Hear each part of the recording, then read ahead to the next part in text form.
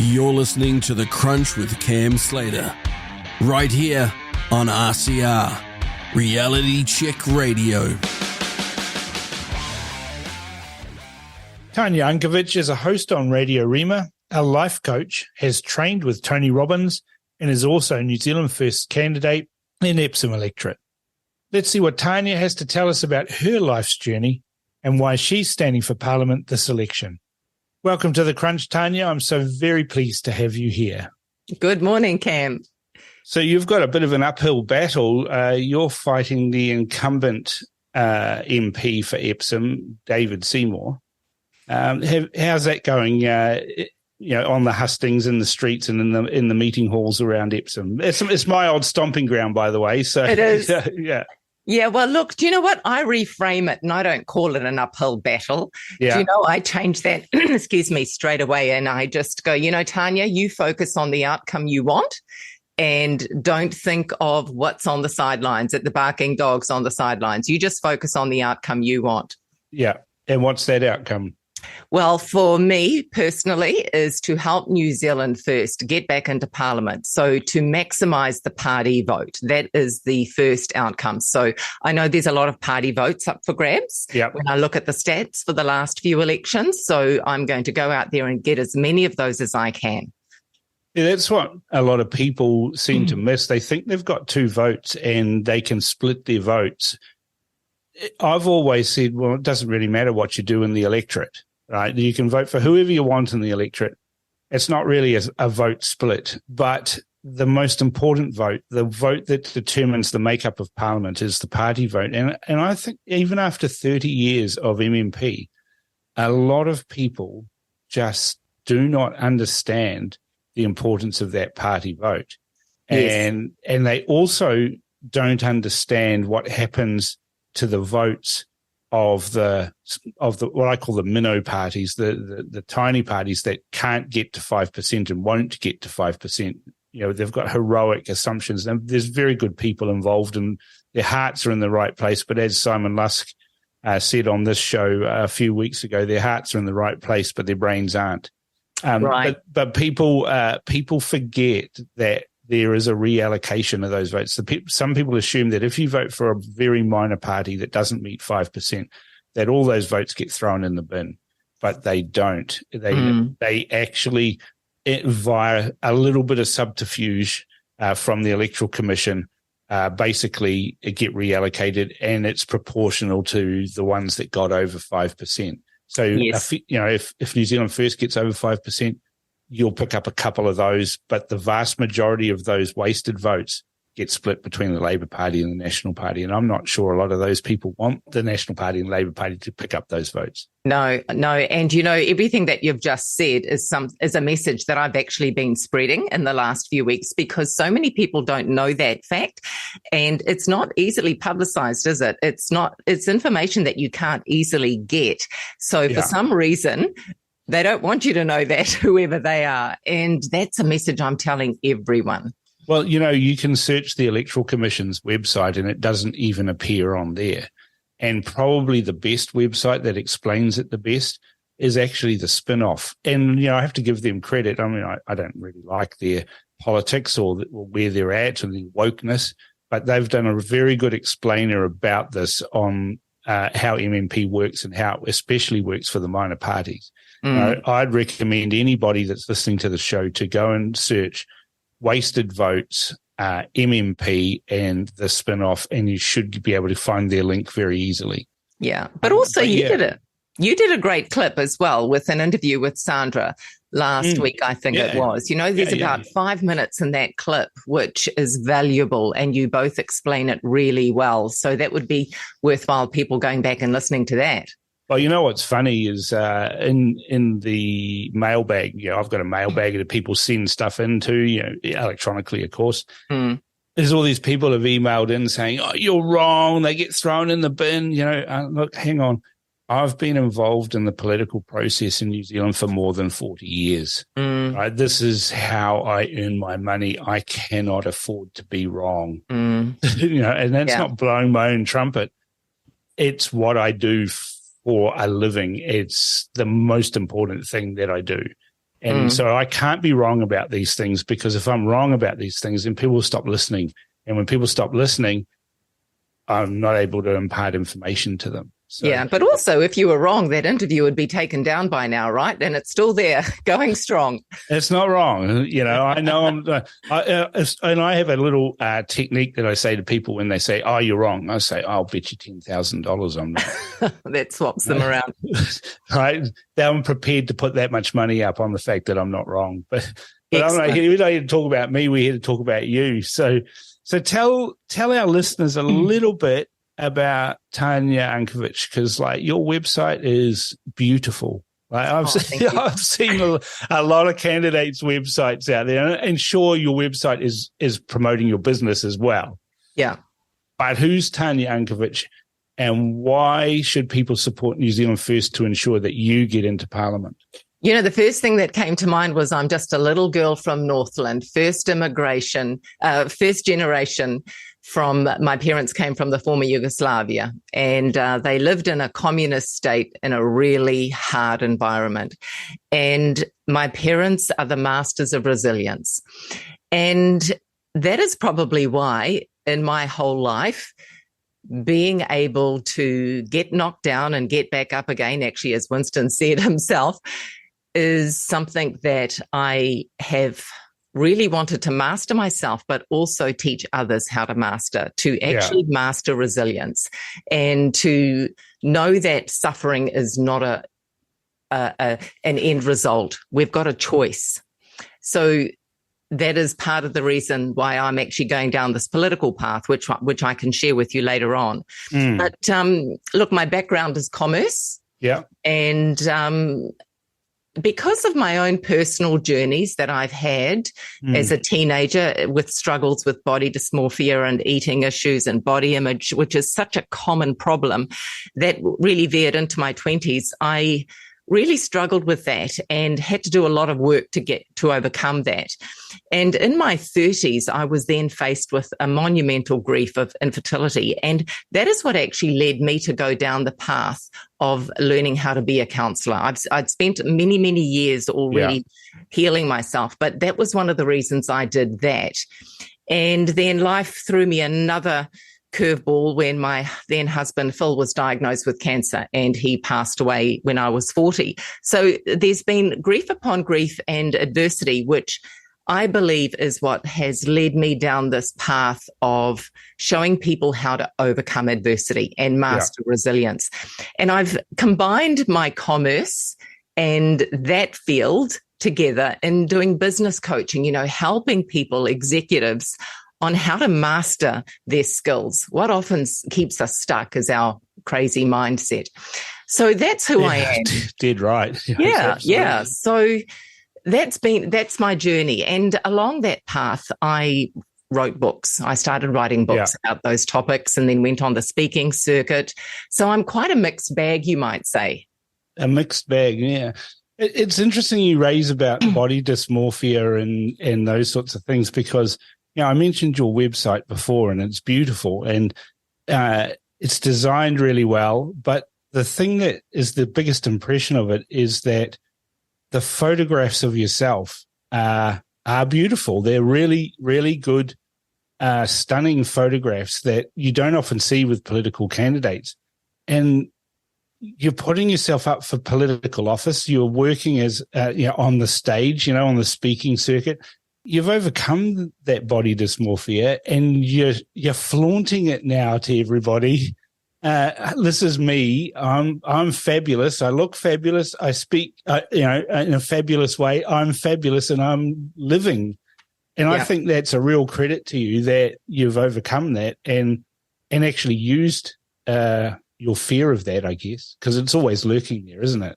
Oh, for sure. It's a really tough journey, a really, really tough journey, which I know a lot of people struggle with, not only as teenagers, but, a lot of my clients who come to me with that problem, you wouldn't know. They are high-end executives, but they struggle with the same issue. And admittedly, my website's been like that for about 4 years now. And the photographs mainly are the credit to my husband. He does all my photography, so I'm very lucky there. Yeah. But I've also got a belief, do not keep yourself small.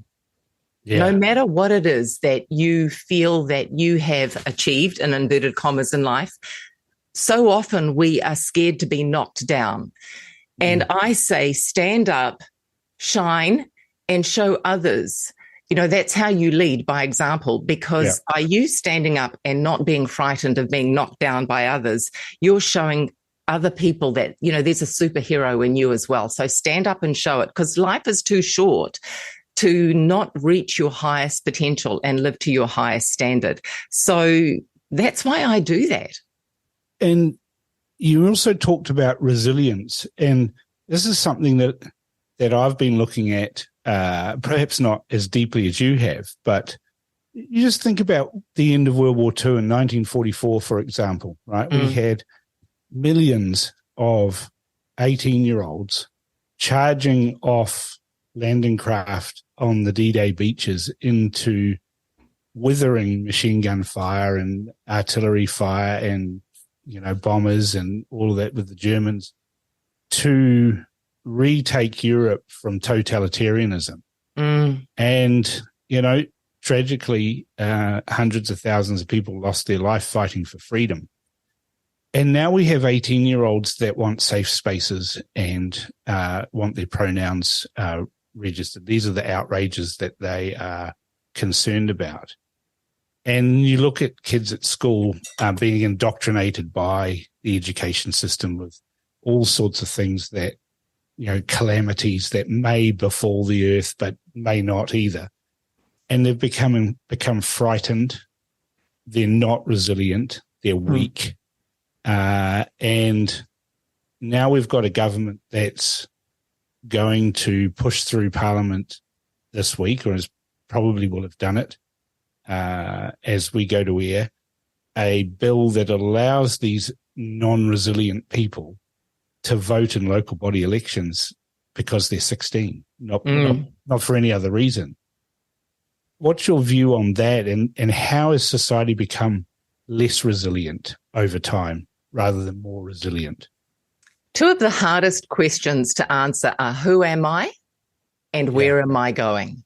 And we don't put enough emphasis on building people's personal identity for them to create a strong personal foundation of who they are. It's not what you do, what you've achieved, but who am I? And people don't know how to manage their emotional state anymore. They don't know how to go, gosh, I've got to pull myself together. It's so easy to soothe ourselves with food, alcohol, whatever it is that we run from, instead of building that inner certainty. And I find that the most advantageous thing to teach my clients, or to teach everyone, is how to stand up with certainty and to not be frightened. There is so much fear that is pushed, whether it be through political avenues, through the media, whatever it is, all of the topics, it's fear, fear, fear. And that is knocking people's belief that no matter what happens to them, they'll crumble. Whereas I say, flip that, no matter what happens, you will still be standing. This is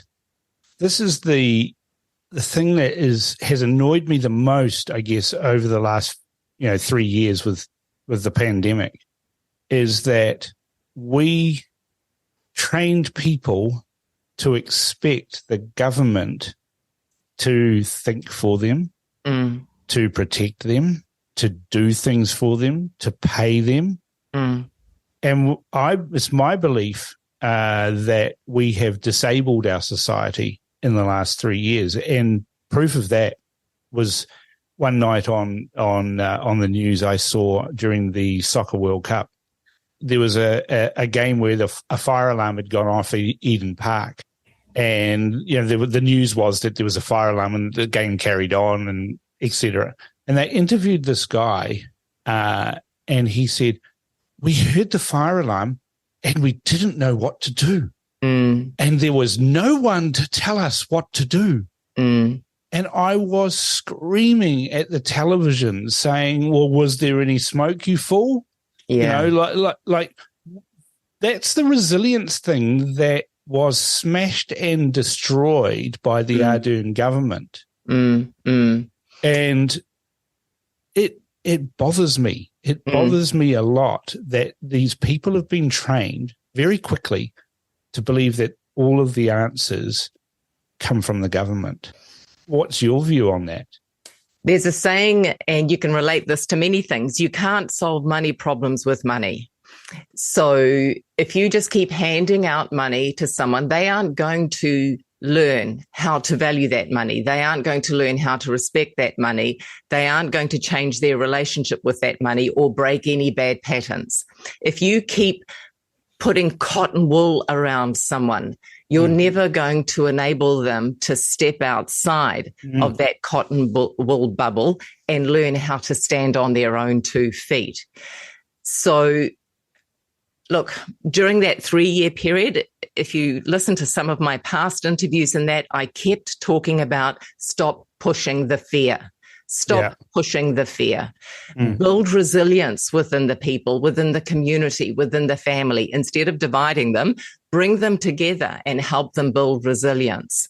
And that is what I teach my clients. That is what I always speak on. Because if we don't have that inner certainty and belief that we're not going to survive, then of course you're not going to. My husband and I were actually in the USA in the middle of March 2020. We were there in Anaheim. It was deserted. It was 2 days before Disneyland was going to be closed down. And our attitude was not, let's stay in the room. Let's go to Disneyland. No one else will be there. We didn't have the fear. And that is the one thing that I keep barking on about now, actually, because that is why the mental health of this country is so affected now. People just have lost that ability to believe in themselves.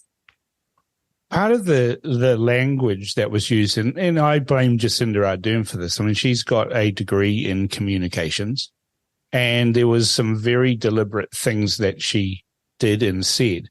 One word that used to grate with me hugely is they were talked about vulnerable members of society or vulnerable community groups or vulnerable this and vulnerable. I find that language ultimately disabling. If you tell someone that they're vulnerable or disabled, and, I've got my own story around that. I had a neurosurgeon tell me I was going to be a cripple for the rest of my life and never use my right arm again after I had a stroke, and I told him to get stuffed. Good for you. I said, I'm not going to be that guy, and he said, well, I'm an expert and da-da-da. And I said, well, an expert is a drip under pressure. And I just set about doing it. But this is the problem when people are in power, in positions of influence, radio hosts, television hosts, singers, famous people, and they describe people as vulnerable.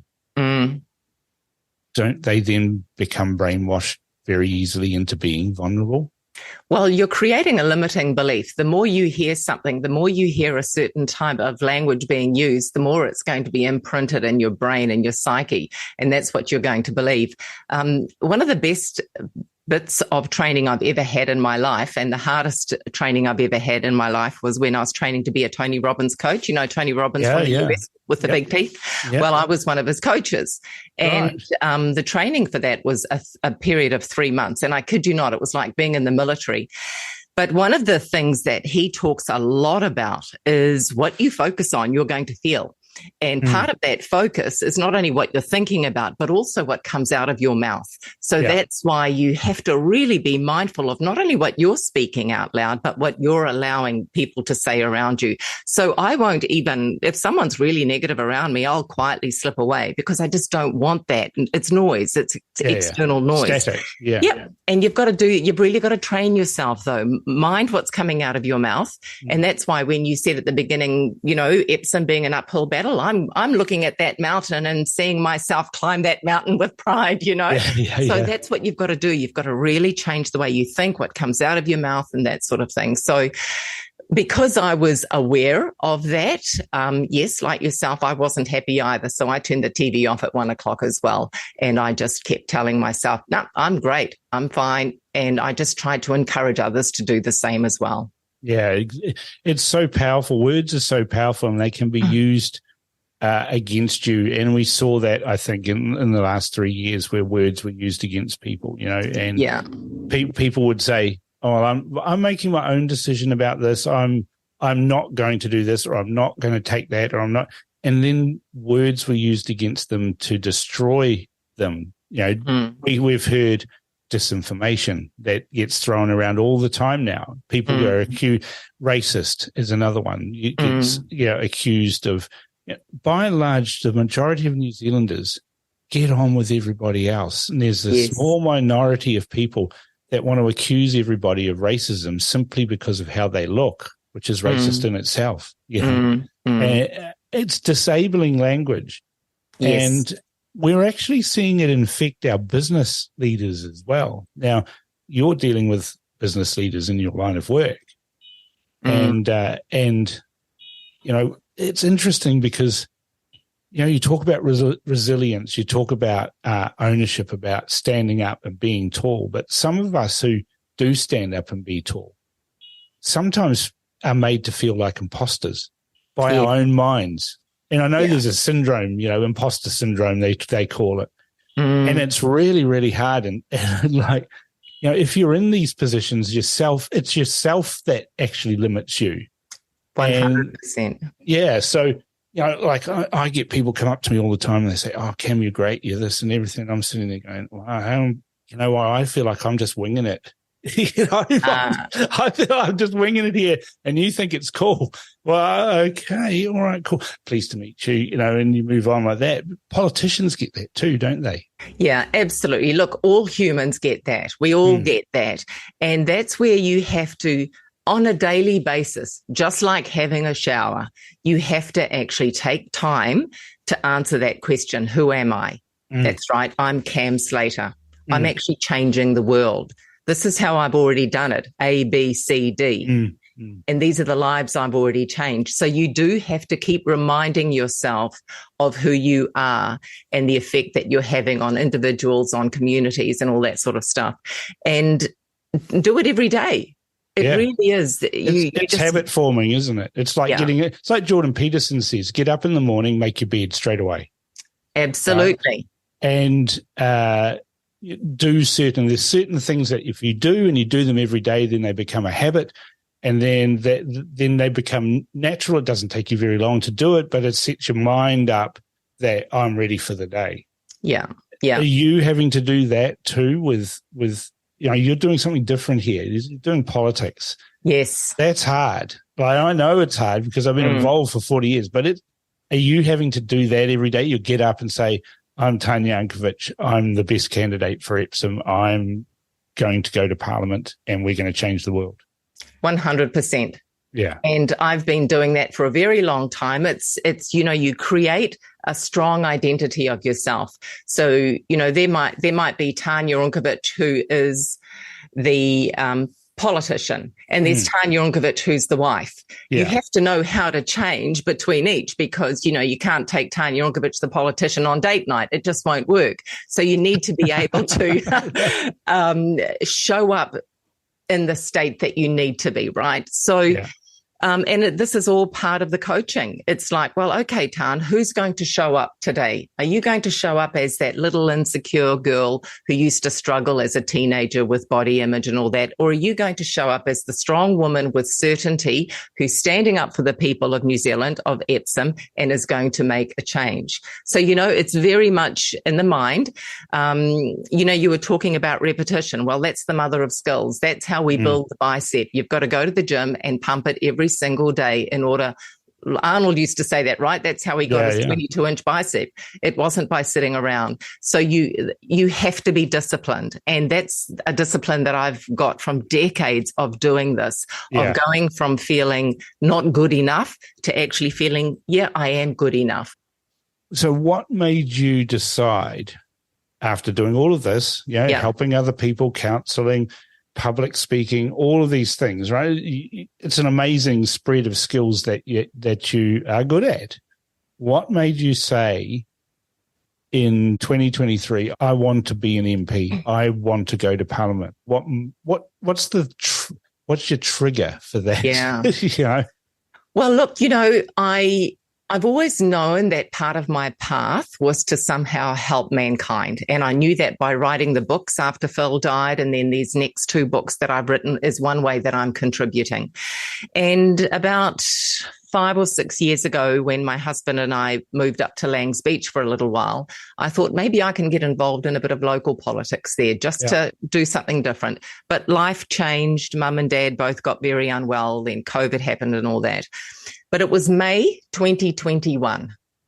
And there was a trigger one night. I was talking politics at a party, and it uplifted me. It energized me. And I was feeling very concerned about our country. I'd always voted one way all of my life without thinking about it. I'd go to the polls, tick the same thing without thinking about it. But I was very uneasy and decided I need to make a shift. So it was that night at a party. The next day, I woke up and said to my husband, it's time. And I said to another family member, it's time. And they both went, great. So that was May 2021, before things got a bit really messy in New Zealand. And it was within 6 weeks of that someone told me that Winston Peters was coming back. And I had no idea, to be honest. I thought because the party was thrown for him and that he was putting his feet up. And as soon as I heard that, actually, I'll step back a little bit. On the morning that I was told that Winston Peters was coming back, I said a little prayer. I said, okay, God, if you want me to go into politics, you're going to show me how and where and with whom. And within 2 hours of that, I found out Winston Peters was coming back. That night, I went and read everything on their website about their policies. Yep. And my biggest aha moment was, how come you haven't voted for this man before? And it made me go, Tanya, you're an intelligent woman. And all of your life, you've just gone and ticked the same box the whole time. There must be thousands of people out there doing the same thing. Yeah. That was a big eye-opener for me. And so that was late June, July 2021. And then nothing really happened after that because we were locked down. My father died, and then we were locked down, and then my mother died, and we were locked down for a long time. And I then went to their convention in 2022.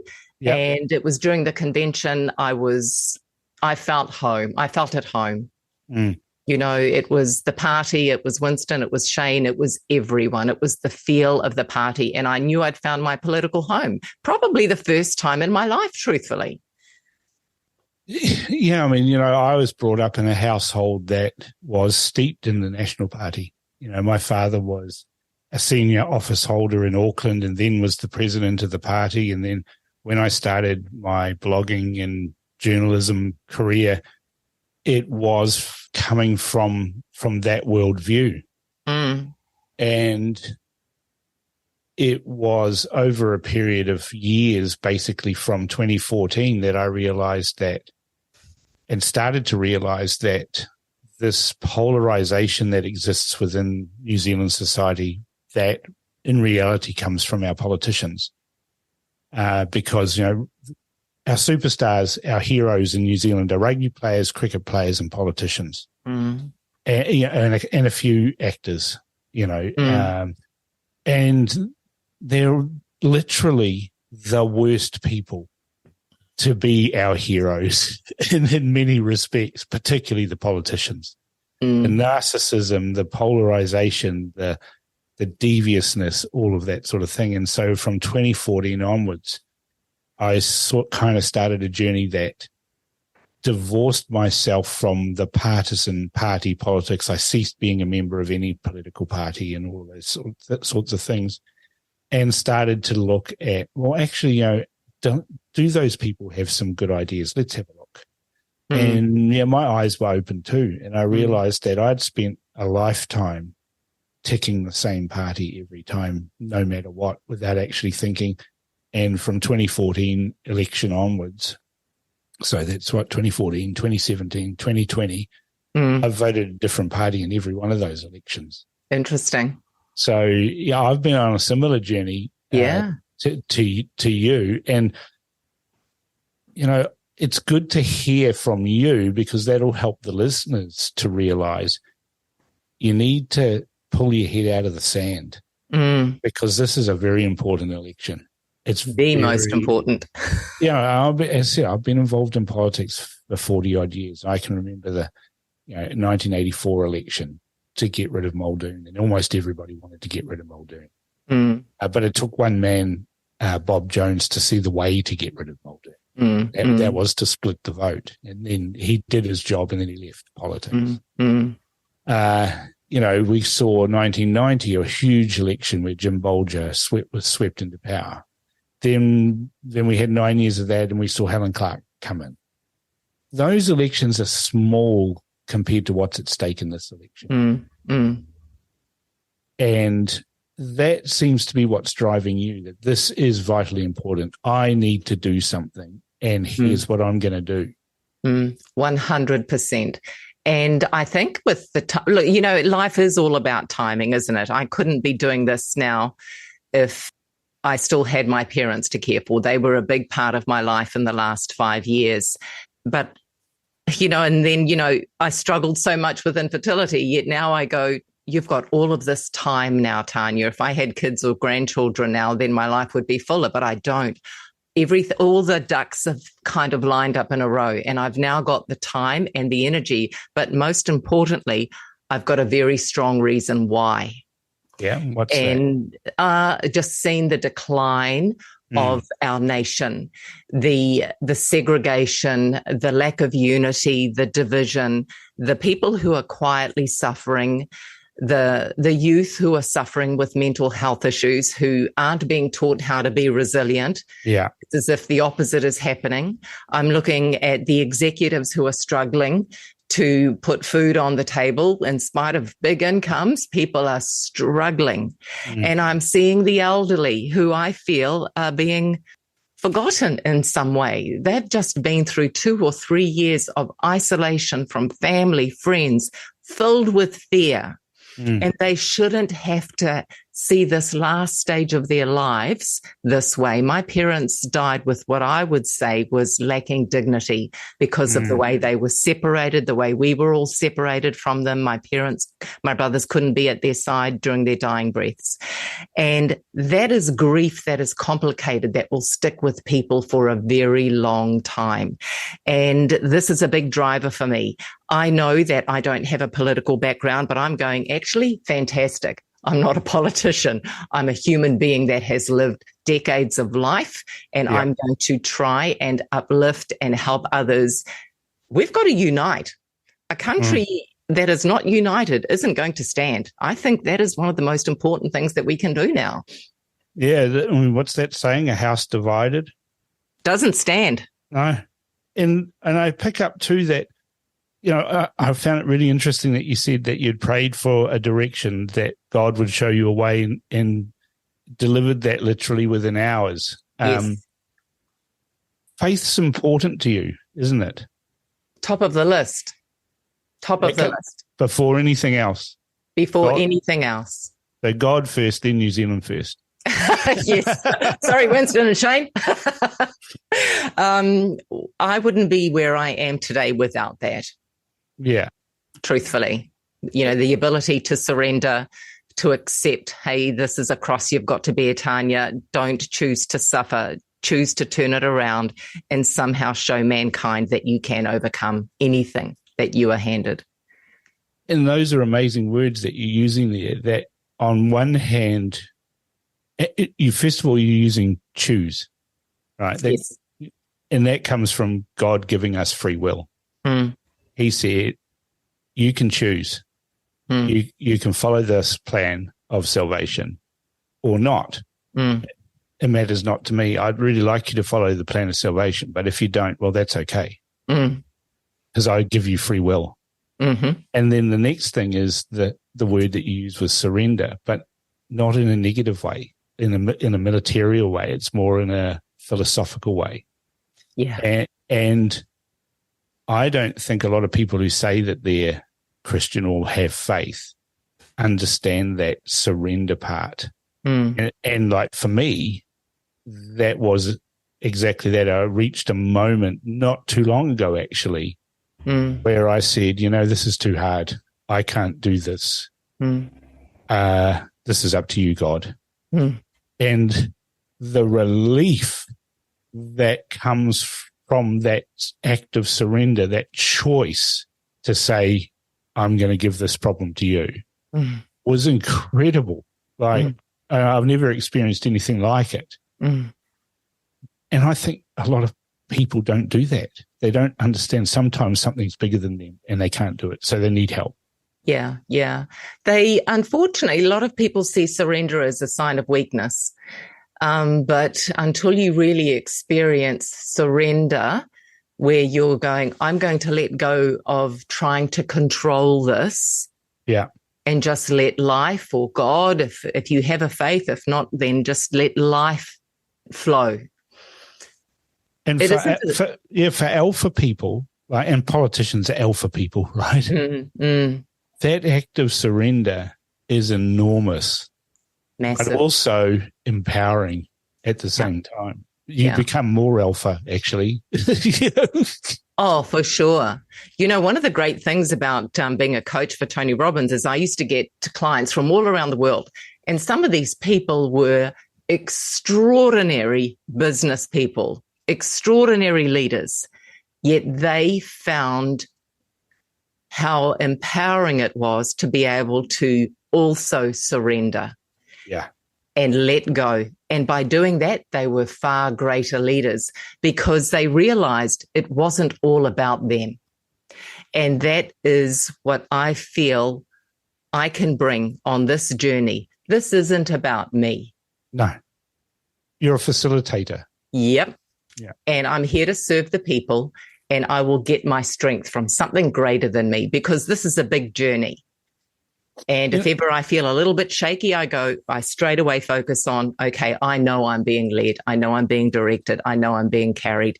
And I feel strong because of that. Yeah. I mean, you look, it's kind of,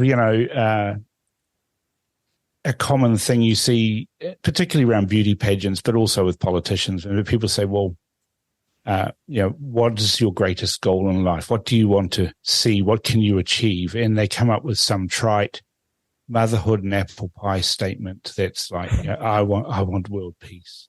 And they let them get away with it.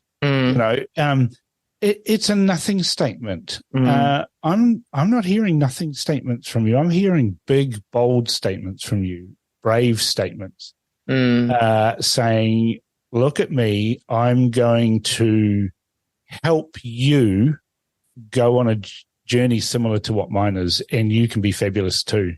Yeah, for sure. A big part of this is to show people that what they think is impossible is possible. That's what I love about politics. I always describe politics as a game, and it really upsets people who are professional politicians and stuff like that. But it is a game, and it's a fabulous game because there's no rules. You can make them up as you go along. And the media tries to make rules up and things like that. But the reality is it might be a game, but it's also an amazing thing that can deliver huge possibilities of big things. And New Zealand has been in the forefront of many fantastic things and developments. We had scientists involved in splitting of the atom. We had, the Hamilton jet invented. We've got Fisher and Paykel. Where a lot of these things came about through necessity, right? We were remote. We were at another end of the world from everywhere else. We had long supply lines. We had to make do. And as New Zealand's become wealthier and has become better off, and we use that term loosely given the state of the economy and all of that now, we've become less resilient. We've become disabled, where we used to have tough men that would take on the world. New Zealand soldiers were respected in World War I and World War II for being the fiercest fighters. I'm sure you can talk about the Gurkhas and things like that, but New Zealanders were recognised as can-do people. And it seems that we've become can't-do people. And that concerns me, and that's why I've been sitting there listening to the words that Winston Peters has been saying and what you've been saying. And it seems to me that you want to bring back that can-do attitude, that we're the champions of the world for real things, not for pathetic virtue signaling things like we've got more wind turbines than anybody else or something like that, you know. Yeah. It is very much. And I suppose this is also me coming from a place of not being a political background, but from a very different background. And, you know, a first generation New Zealander saying, I made a decision. And I made a decision back in May 2021. And in spite of all of the things that have happened since then, I'm still going forward because I decided back then. Once you decide something, then you're halfway there. Some people don't even have the strength to make a decision anymore. They don't trust themselves to make a decision with certainty. I made that decision and I'm going to go forward with my outcome that I said before, as many party votes for New Zealand First to get them back into Parliament. That is what I'm focused on. So once you've decided and you've got that strong reason why pushing you, then you will go forward. And that is something I want to lead by example by doing that, showing other people this can be done. You know, there's a lot of women out there in particular who they're looking for someone to inspire them. They're looking for someone to make them get off the couch, get back up again and say, actually, I can do this. So, okay, if that little girl from Dargaville can do this, who had so many struggles in life, then maybe I can too. Yeah, I mean, we see this in society a lot where people are disabled by their life choices and they don't realize that they can choose a different path. They can choose a different outcome. They can choose to react differently from the way they have. Yeah. Make another decision. Yeah. And someone says, well, I've made my decision about something. You know, it's the right thing to do. I'm doing this. And my response to that is, well, make another decision. Just because decisions can be unmade as well. And all too often there's a lot of people that actually don't want to make decisions and they want other people to make decisions for them, whether it's their husband or their wife or a city councillor, a mayor, a politician. They've conditioned themselves to be lazy about decision making. Well, shame is a big driver. Oh, it's huge. You know, so what if I make the wrong decision? I'm going to make a fool of myself and be a failure. So shame is stopping them from making the wrong decision. Shame also stops us from admitting, gosh, I have made the wrong decision. Best I make another one to straighten this up. But instead we sit in this bucket of shame and stay on the wrong path, even though we know it's the wrong path or the wrong relationship, whatever it is, because I'm too ashamed to admit that I did wrong. I've made some terrible decisions in my life, but, you know, I probably shouldn't even use the word terrible. They weren't the right They were decisions. They were decisions. And they were decisions, full stop. That was dumb. Do something else, you know, so don't let shame stop you. And unfortunately, we've got a lot of shame happening around, whether it be through gaslighting, whatever it is. And you know, someone asked me, you know, what's the worst thing for you about going into politics? I said, well, look, I won't deny there was a part of me that wasn't looking forward to all the trolling and the online worries and all that. But I know that hurt people hurt people. And if I can respond in a different way with compassion and mercy, then surely that is going to be better than fighting back. I'm not a fighter. I'll stick up for myself, but I'm not one to get into a scrap like that, you know, but just to know that people are hurting and that's how some people respond.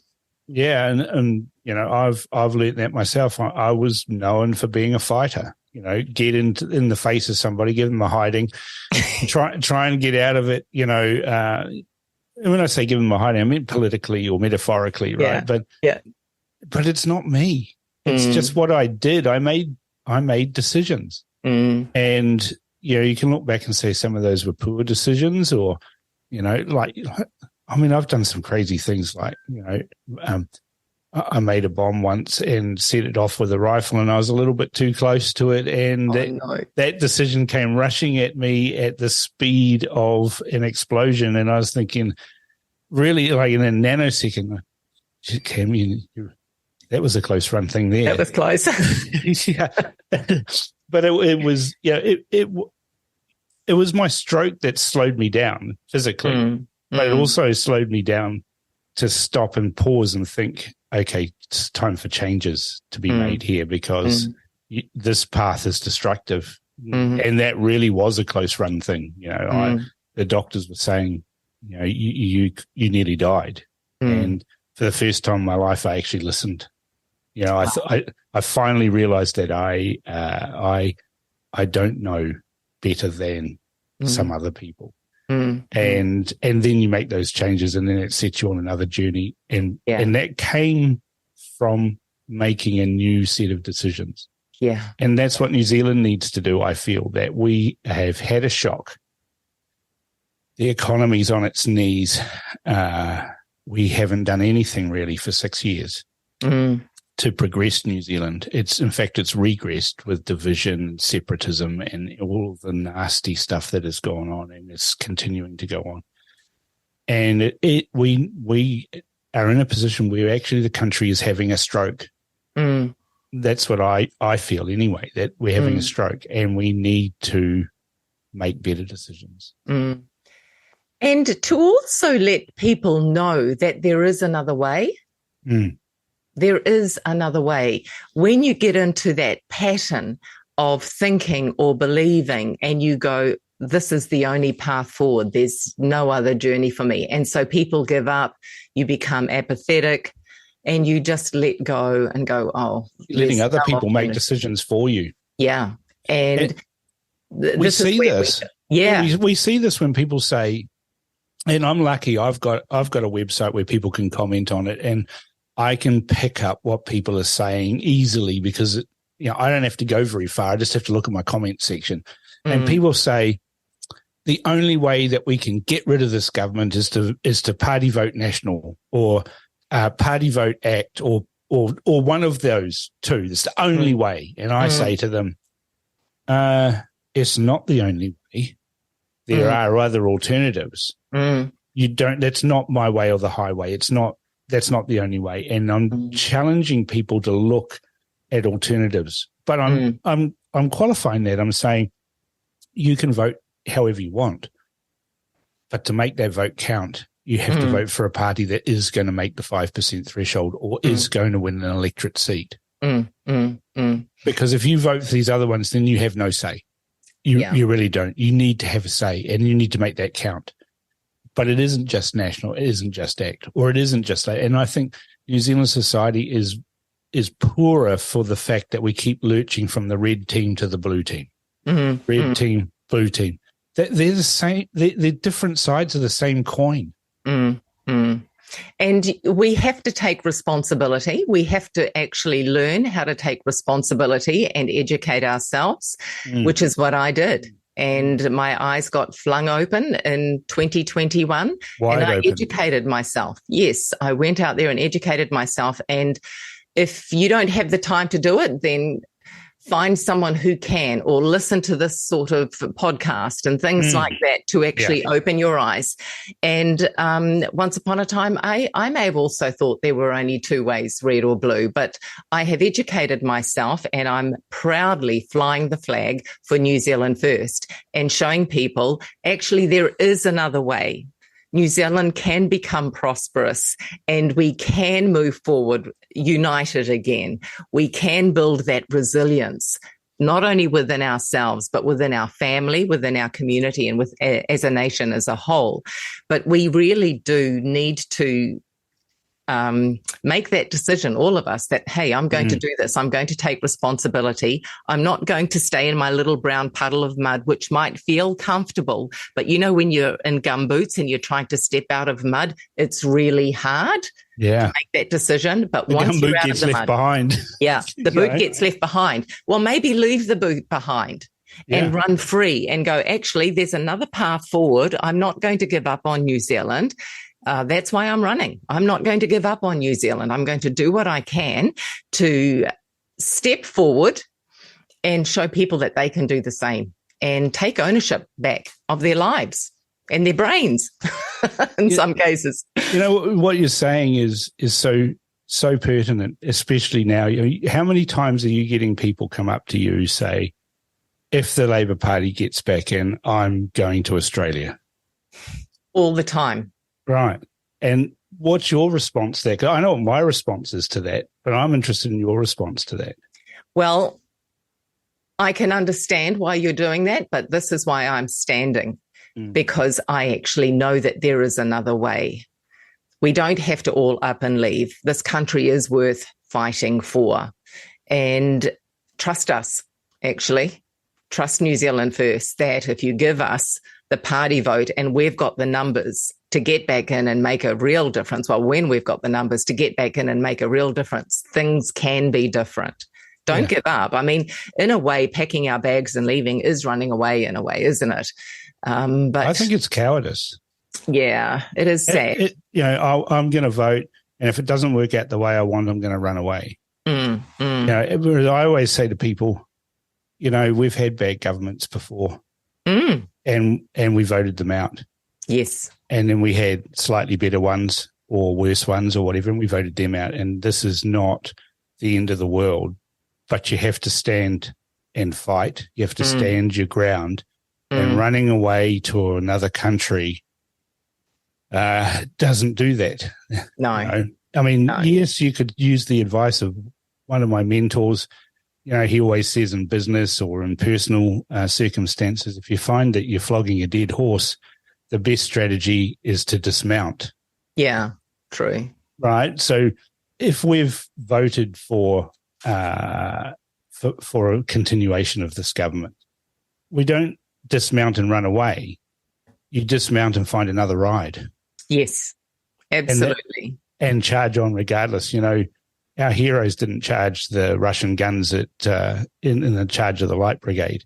Didn't shy away from that. They carried on in the face of withering fire. The 18-year-olds in D-Day didn't shirk their responsibility. They carried on. They pressed on regardless. And I think that's what New Zealanders need to do. And I think we can be a great little country again.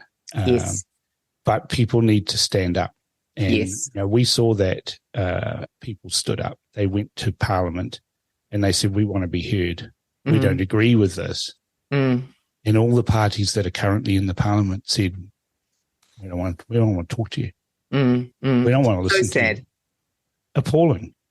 So sad. And now the same people who took all those people's jobs and careers and livelihoods and lives are begging us for their vote again. And I found it comical that someone accused New Zealand First of divisive language and all that sort of stuff. And I went, oh, hang on, that's kind of sounds a bit like projecting.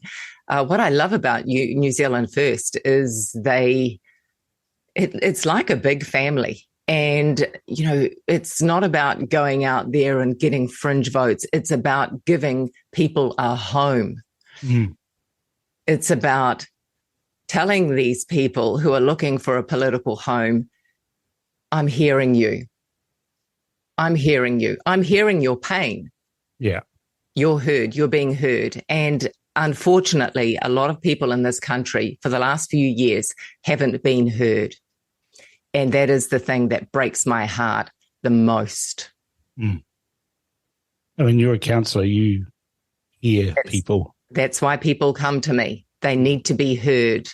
And that is what we all want, actually, as humans. Just imagine being in a relationship and your partner never listens to you. That feels awful, right? Yeah. Imagine if you are in a country where you are feeling different, you're feeling that you're put aside, you're not being heard. There's a lot of people out there who are looking for someone to hear them and to know that they're going to be served by these people, by these politicians.